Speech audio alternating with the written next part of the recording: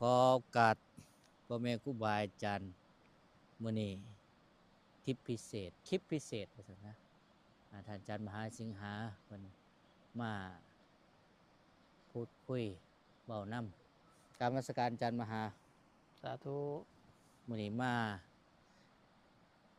ฮัตโนะเขาหน่อย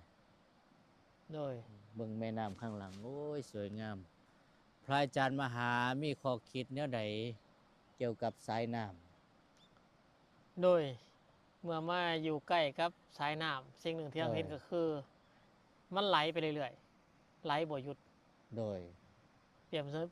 เสมือนกับชีวิตของคนเฮาเออการเวลาบ่เคยหยุดถาไหลไปเรื่อยๆเนาะ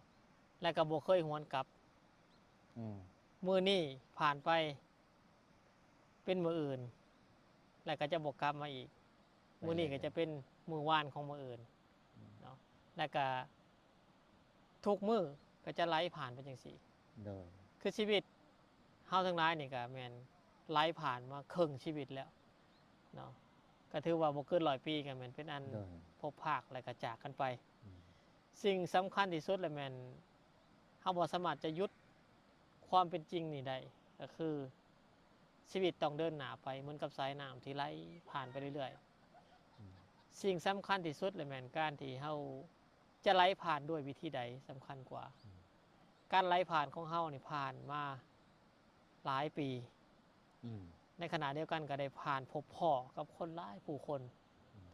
การไหลผ่านของเขานี่ควรจะเป็นลักษณะเป็นสายน้ำคือไหลแล้วเกิดความเย็นเกิดประโยชน์โดยก่อประโยชน์ให้เกิดความสุ่มเย็นในจิตในใจเนาะฉะนั้นแล้วญาติโยมทั้งหลายผู้ที่ใส่ชีวิตอยู่เวลาเขาจะคบค้าสมาคมกับผู้ใดก็ตามโดยอาจจะเป็นช่วงระยะสั้นๆหรืออาจจะเป็นหลายปี10 ปีและหลังจากนั้นก็แยกย้ายกันไปตามสภาวะการของภัยของมันอาจจะหน่วยหน้าที่การงานด้วยการย้ายถิ่นฐานหรือการหาเงินหาคำต่างการดำรงชีวิตๆที่สำคัญที่สุดแล้วแม่นเฮาไหลผ่านหรือว่าเฮาผ่านพบพ้อกันนี่เฮ็ดจะได้มันจะเกิดความทรงจำที่ดีการจะเหตุให้เกิดความทรงจำที่ดีคิดถึงกันว่าครั้งหนึ่งเฮาได้มาพบพ้อกันเฮาได้สนทนาปราศัยเฮาได้ซอยเหลือกันในบางกรณีนั่นก็หมายถึงว่าเฮาได้สร้างคุณงามความดีที่พอจะระลึกถึงกันฉะนั้นแล้วพยายามอยากจะสร้างสิ่งที่เอิ้นว่าเปื้อเปื้อนทิ่มไว้ในใจของไผคนใดคนหนึ่งแม่นโดยก็คือกับแม่น้ำเวลา